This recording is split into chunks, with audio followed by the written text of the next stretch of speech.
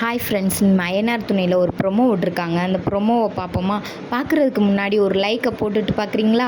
வாங்க பார்க்கலாம் என்ன நடக்குது அப்படின்னு பார்த்தீங்களா, நம்ம சேரனுக்கு கல்யாணம் வைக்கலான்னு ஒரு பிளான் பண்ணியிருக்காங்க.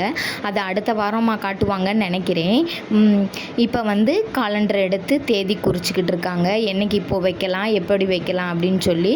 அதே மாதிரி பெருசாக வைக்கலாமா சின்னதாக வைக்கலாமா அப்படின்னு சொல்லி நினச்சிக்கிட்டு இருக்காங்க. சேரனுக்கு இருந்தாலும் ஒரு சந்தேகம் இருக்குது.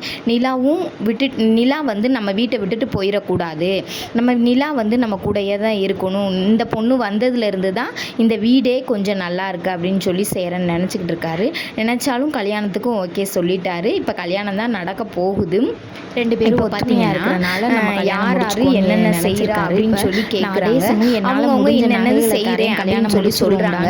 சொல்லிக்கிட்டு இருக்கையில பார்த்தீங்கன்னா கல்யாணத்தை பற்றி என்னென்ன நடக்குமோ அதை தான் போடுவாங்கன்னு நினைக்கிறேன். கோயிலில் வச்சு கல்யாணம் எதுவும் பெருசாலாம் பண்ண வேணாம் அப்படின்னு நீங்கள் நினைச்சீங்கன்னா நம்மளே ஒரு கஷ்டத்தில் இருக்கோம், அதோட இதை பெருசாக பண்ண வேணாம் அப்படின்னு சொல்கிறாங்க. நடேசன் சொல்கிறாரு, அதெல்லாம் கிடையாது, என் மயனுக்கு என்னால் முடிஞ்ச நகையை நான் போடுறேன், நகையை பற்றி நீங்கள் எதுவும் கவலைப்படாதீங்க, நீங்கள் எங்கே வைக்கலாம் ஏது வைக்கலான்ற பிளானை மட்டும் பண்ணுங்கள், நாம் கல்யாணத்தை முடிச்சிருவோம் அப்படின்னு சொல்லி சொல்கிறாங்க. பாண்டி சொல்கிறாப்புல என்னால் முடிஞ்சதை நான் தரேனே அப்படின்னு சொல்லி எல்லாம் சொல்கிறாங்க. சோழன் சொல்கிறாப்புல நான் நினைக்கிறேன் அப்படின்னு சொல்கிறாங்க.